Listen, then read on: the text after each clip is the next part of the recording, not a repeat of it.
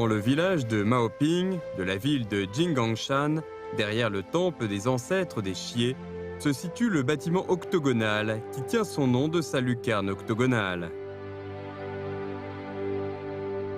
À l'époque, c'est dans ce bâtiment et sous la lueur d'une mèche que Mao Zedong a écrit 2 ouvrages brillants. Pourquoi le pouvoir rouge peut-il exister en Chine? Et la lutte à Jinggangshan. Mao Zedong a mis en avant la pensée du pouvoir politique armé des ouvriers et des paysans, en illuminant le parcours de la révolution chinoise. Le 2 février 2016, le secrétaire général Xi Jinping s'est rendu au cimetière des martyrs à Jinggangshan. Il y a déposé une corbeille de fleurs en hommage à ceux qui ont perdu leur vie durant la révolution. 井冈山这块土地啊，每一次来我都是接受洗礼，升华精神。一个伟大的理想信念，它一定要有扎实的理论基础。井冈山的道路是马克思主义本土化，是我们走上成功。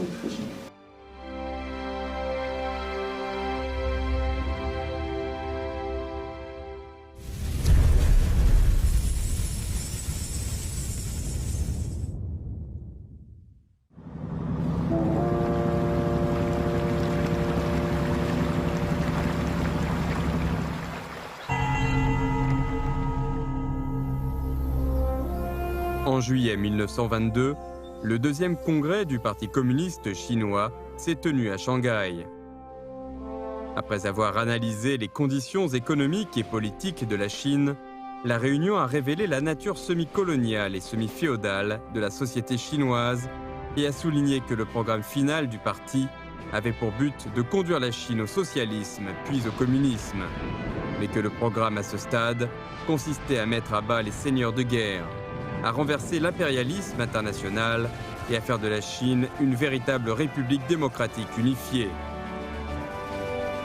Le Congrès a adopté les statuts du Parti communiste chinois. Il s'agit des premiers statuts du PCC.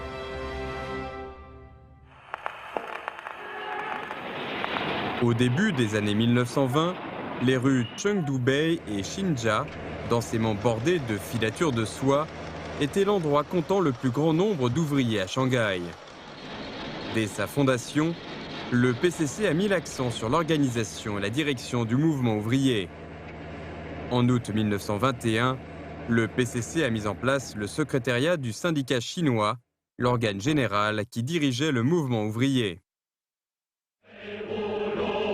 Sous la direction du PCC, de la grève des marins de Hong Kong en janvier 1922 à la grève des ouvriers du chemin de fer Beijing-Hankou en février 1923, le mouvement ouvrier chinois atteint son premier pic.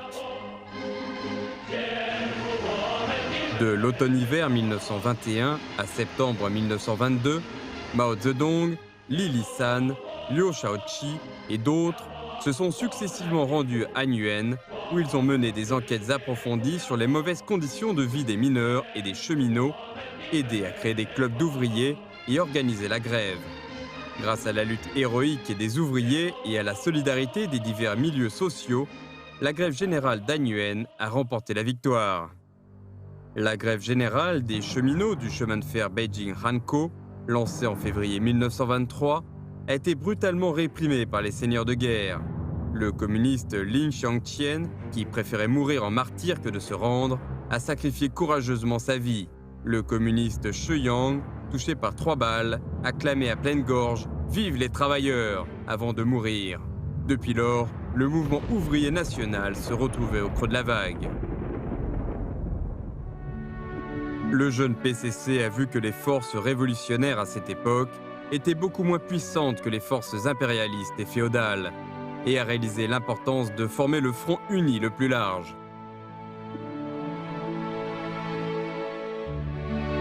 Sun Yat-sen a également vu l'influence politique du mouvement ouvrier dirigé par le PCC dans tout le pays, a reconnu que celui-ci constituait une force révolutionnaire nouvelle et dynamique et a décidé de coopérer avec le PCC.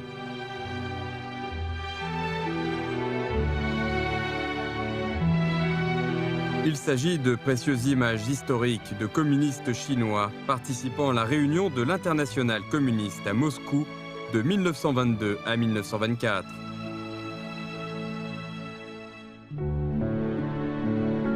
Étant une branche de l'Internationale communiste à cette époque, le PCC a commencé à établir un front uni.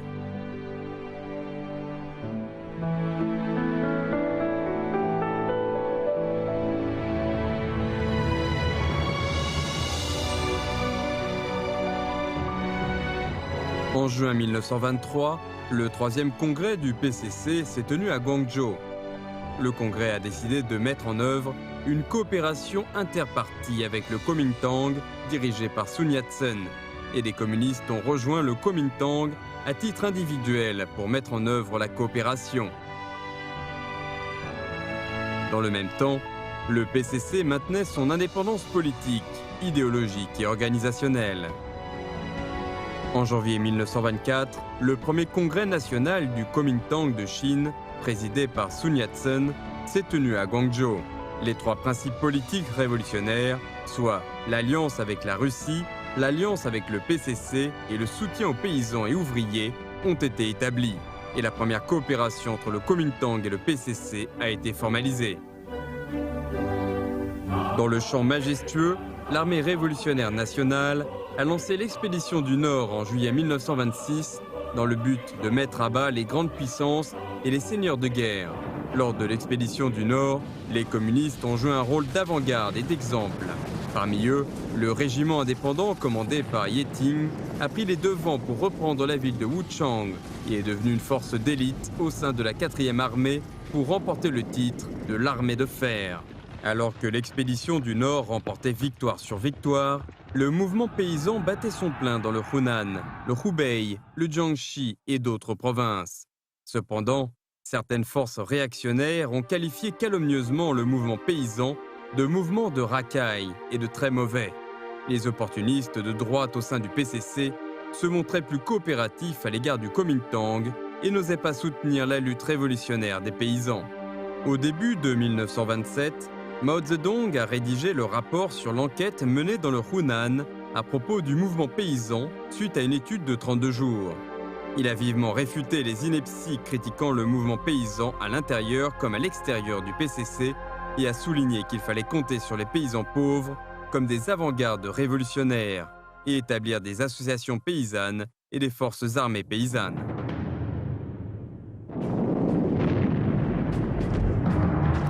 Lorsque la révolution battait son plein, Chiang Kai-shek, devenu assez fort, encouragé et soutenu par les puissances impérialistes, n'a cessé de créer des incidents anticommunistes.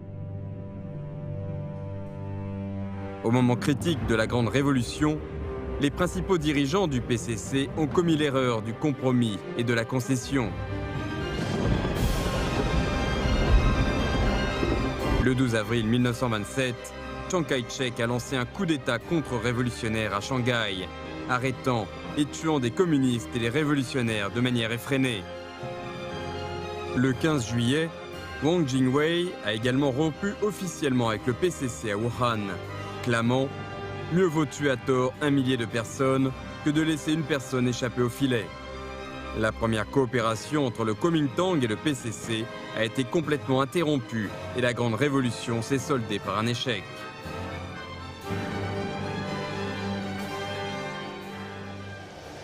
Le 28 avril 1927, Li Dazhao, l'un des principaux fondateurs du PCC, a été tué par pendaison sous l'ordre du seigneur de guerre Zhang Zuolin.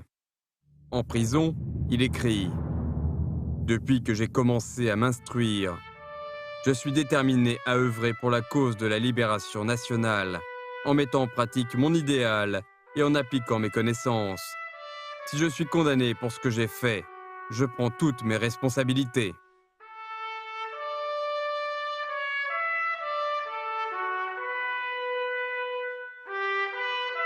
Sur le terrain d'exécution Longhua de Shanghai, le bourreau a ordonné à Chen Yanyan, secrétaire du comité du PCC pour la province du Jiangsu, de s'agenouiller. Le communiste a répondu haut et fort. « Les révolutionnaires ont l'âme grande et défient la mort. Nous préférons mourir debout et nous ne nous agenouillerons jamais. » Moins d'1 an après sa mort, son frère cadet, Chen Qiaonian, chef du département de l'organisation du comité du PCC pour la province du Jiangsu, a perdu sa vie près du pont Fenglin, à Shanghai, à l'âge de 26 ans. À Wuhan, la communiste Jiang Jingyu n'a pas cédé face à la torture et à l'interrogatoire musclé. Sur le chemin vers le terrain d'exécution, le bourreau lui a bourré la bouche de cailloux et lui a serré la bouche et les joues avec une ceinture afin de l'empêcher de faire un discours. Après la mort de Jiang Jingyu, Tai Hsun a écrit dans le chagrin biographie de la camarade Jiang Jingyu.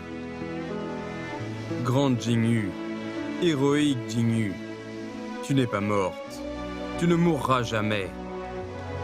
Tu n'es pas seulement mon amour, tu es l'amour éternel du prolétariat chinois.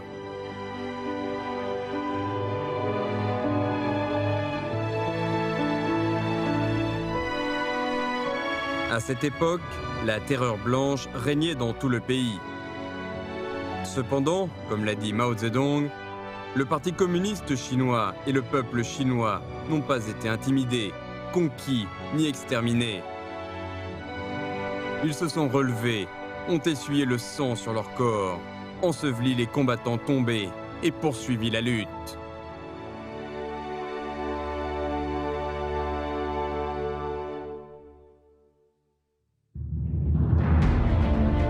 On reconnaît les bonnes sources en période de sécheresse.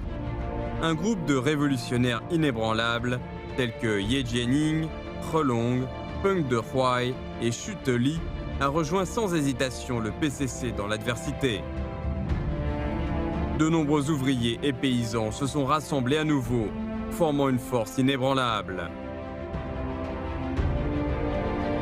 Au petit matin du 1er août 1927, sous la direction du PCC, plus de 20 000 officiers soldats ont tiré le premier coup de feu dans la lutte armée contre les réactionnaires du Kuomintang à Nanchang, en utilisant réunification des rivières et montagnes comme mot d'ordre.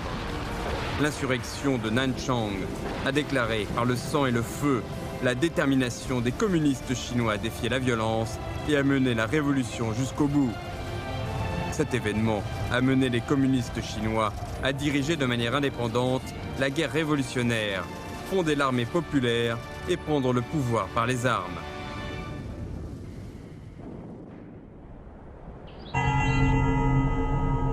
Le 6e jour après le déclenchement de l'insurrection de Nanchang, le comité central du PCC a secrètement convoqué une réunion d'urgence au 41 rue Sanjiao à Hankou, connue sous le nom de réunion du 7 août.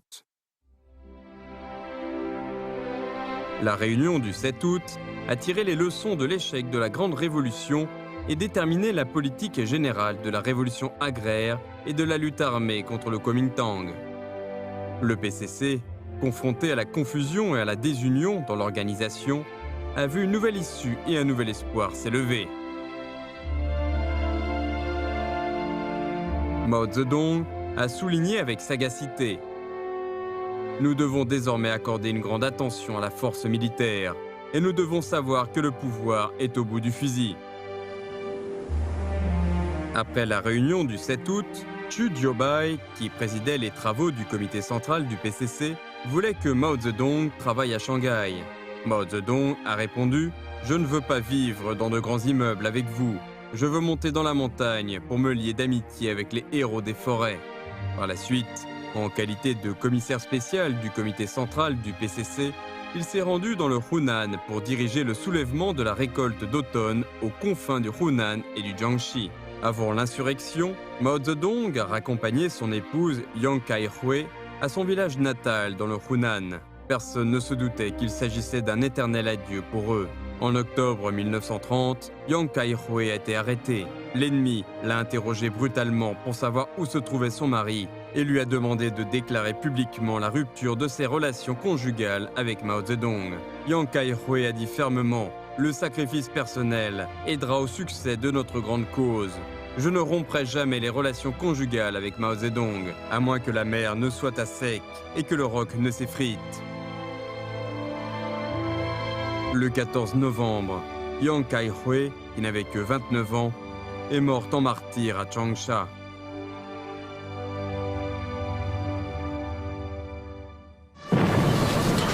Le 9 septembre 1927, conformément à l'ordre de conquête de Changsha émis par le comité du PCC pour la province du Hunan, le soulèvement de la récolte d'automne a éclaté.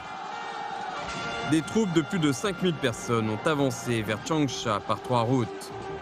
Cependant, elles ont perdu les premiers combats. Après de lourdes pertes à Pingjiang et Luoyang, seules 1500 personnes ont survécu. Mao Zedong a tranché sans hésiter. Il a ordonné aux troupes de cesser l'assaut sur Changsha et de se replier vers les zones rurales et montagneuses. De la conquête des grandes villes à la réorientation vers les campagnes, c'est un nouveau point de départ décisif dans l'histoire de la révolution chinoise. Les troupes du soulèvement de la récolte d'automne ont passé 5 jours au village de Sanwan, dans la province du Jiangxi, et ont mené la réorganisation de Sanwan. Des cellules du PCC ont ensuite été établies au niveau de la compagnie. Des comités de soldats à différents niveaux ont été mis en place. Un système démocratique a été mis en œuvre. Les officiers et les soldats étaient politiquement égaux. Sur le plan organisationnel, la direction du PCC sur l'armée a été instituée. Ceci a marqué un début important pour la construction d'un nouveau type d'armée populaire sous la direction du prolétariat. Le 27 octobre 1927, Mao Zedong a dirigé les troupes réorganisées au bourg de Tseping, à Jingangshan, où il a entamé la lutte pour établir la base révolutionnaire de Jingangshan. Au cours de cette période, le PCC a mené une centaine d'insurrections armées, dont celles de Nanchang, de la récolte d'automne, de Guangzhou, de Haifeng et de Lufeng, de Huangma, du sud du Hunan et de Baise. Un groupe de jeunes communistes comme Zhou Wenyong, Chen Qiejun, Lu Deming, Zhang Tailei, Yun Taiying et Peng Pai ont sacrifié leur vie héroïquement sans avoir le temps de dire au revoir à leur famille.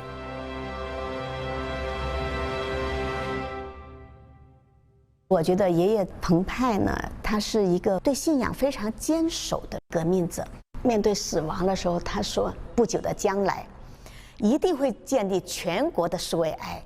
到那个时候，我们中国人民就可以过上幸福的生活。”他的目光是穿透黑暗，看到曙光的。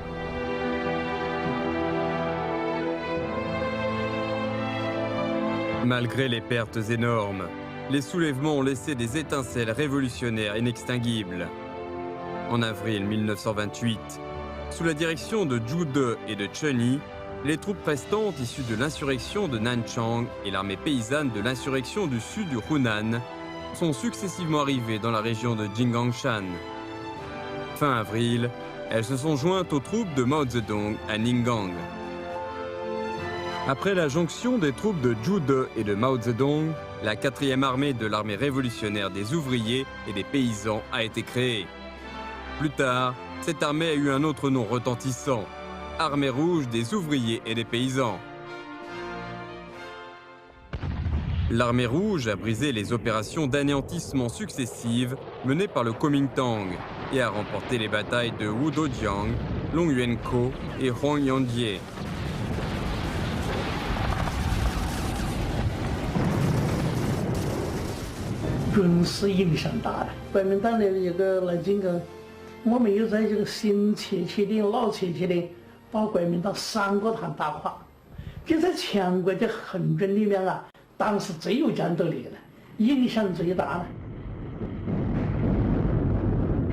Alors que Mao Zedong et Zhu De poursuivaient la lutte à Jingangshan d'avril à mai 1928, d'autres dirigeants du comité central du PCC, dont Chu Jiubai et Zhou Enlai, et plus de 100 représentants, se sont rendus secrètement à Moscou. De juin à juillet, s'y est tenu le 6e congrès du PCC. C'est l'unique congrès du PCC à s'être tenu à l'étranger. Le 6e congrès du PCC a réajusté le centre des travaux de l'organisation de soulèvement par tous les moyens vers la mobilisation du peuple à long terme, devenant la tâche primordiale du PCC. À la fin de 1928, la loi agraire de Jingangshan a été promulguée. Les masses paysannes pauvres ont ainsi obtenu des terres. Alors, elles savaient que l'armée rouge luttait bel et bien pour leurs intérêts. Par conséquent, elles soutenaient activement l'armée rouge et le développement de la base révolutionnaire. Le 14 janvier 1929, Mao Zedong et Zhu De ont conduit la 4e armée de l'armée rouge à quitter la base de Jingangshan pour avancer vers le sud du Jiangxi afin d'écraser les opérations d'anéantissement du Kuomintang. Dans un rapport ultérieurement soumis au comité central du PCC, Mao Zedong a écrit « Nous avons traversé des endroits sans communistes ni sympathisants. 5 régiments d'ennemis nous ont poursuivis de près et ils étaient encouragés par les milices réactionnaires locales. C'était le moment le plus difficile pour notre armée. » Devant les offensives des ennemis, la 4e armée de l'armée rouge a aussi vu l'apparition de divergences au sein de sa direction. Des opinions purement militaires et des idées putschistes ont progressivement gagné du terrain. Une vive controverse a été soulevée autour du commandement du PCC sur l'armée rouge et de la construction de l'armée rouge.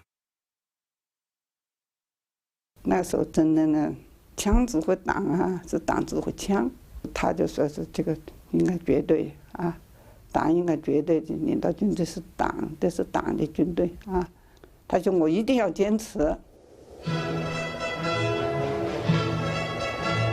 Le 28 décembre 1929, il neigeait fort au bourg de Gutian, dans la province du Fujian. Le 9e congrès du PCC de la 4e armée de l'armée rouge, soit la célèbre conférence de Gutian, s'est tenu en pleine neige. La conférence a établi les principes de l'édification idéologique du parti et de l'édification politique de l'armée, instituant le commandement absolu du PCC sur l'armée. Ceci a permis à l'armée populaire de renaître de ses cendres. Il s'agit d'une étape importante dans l'histoire du PCC et de l'armée populaire.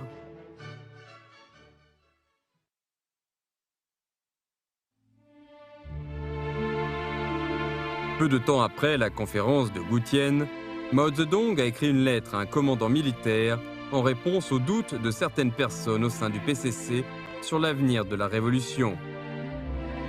Dans la lettre, en parlant de la révolution chinoise, Mao Zedong a indiqué « Comme un adage chinois nous dit, une petite étincelle engendre un grand feu.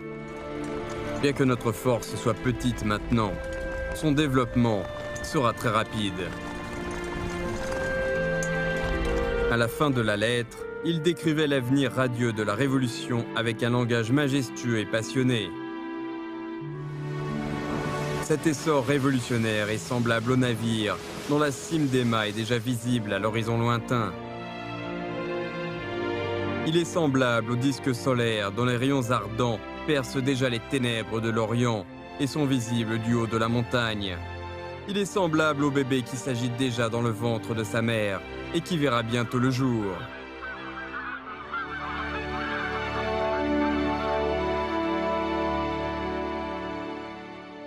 À partir d'octobre 1930, l'armée du Kuomintang a lancé des campagnes d'encerclement et d'anéantissement à grande échelle contre la base révolutionnaire centrale. Après avoir remporté 3 contre-campagnes, l'armée rouge a réuni les bases révolutionnaires du sud du Jiangxi et de l'ouest du Fujian pour former progressivement la base révolutionnaire centrale s'étendant sur plus de 20 districts. Elle fait écho aux 2 autres bases révolutionnaires ayant une population de plus d'1 million d'habitants chacune, à savoir la base révolutionnaire Hubei Henan Anhui et la base révolutionnaire Hunan ouest du Hubei. Ces flammes révolutionnaires embrassent petit à petit les régions dominées par le Kuomintang. D'autres bases révolutionnaires se sont développées dans le sud et dans le nord du pays. En novembre 1931, le gouvernement central provisoire de la République soviétique de Chine a été créé à Ruijin, dans la province du Jiangxi. Il s'agit du premier pouvoir démocratique ouvrier et paysan à l'échelle nationale dans l'histoire de la Chine et d'une tentative importante du PCC de gouverner dans certaines régions. Sa création a permis de renforcer la construction des bases révolutionnaires, ainsi que d'élargir l'influence du PCC et du pouvoir rouge. Les communistes chinois, avec à leur tête le camarade Mao Zedong, à un moment crucial de la révolution, ont su associer la vérité universelle du marxisme et la pratique concrète de la révolution chinoise pour frayer une voie révolutionnaire consistant à encercler les villes par les régions rurales et à prendre le pouvoir par les armes. L'esprit de Jinggangshan et celui des régions soviétiques, formés durant l'exploration de cette voie, ne se démodent jamais. Ils incarnent l'engagement initial et la mission des communistes chinois et nourrissent le grand esprit révolutionnaire du Parti communiste chinois.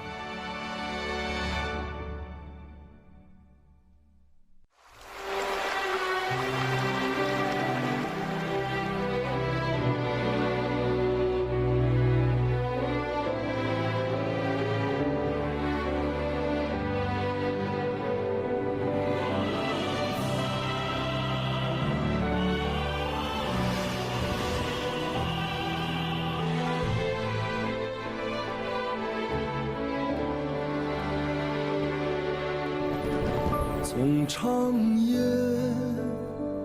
到日出，走过千山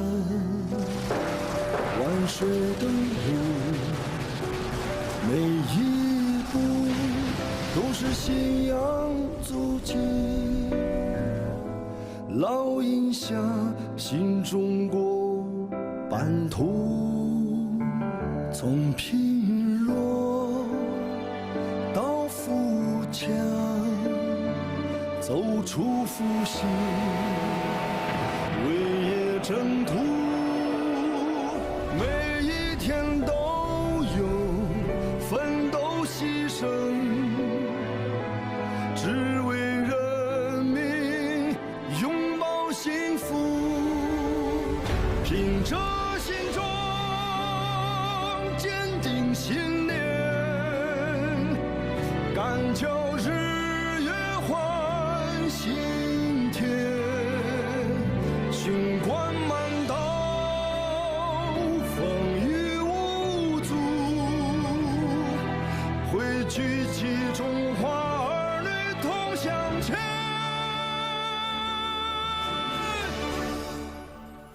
从贫弱到富强，走出复兴，为业征途，每一天都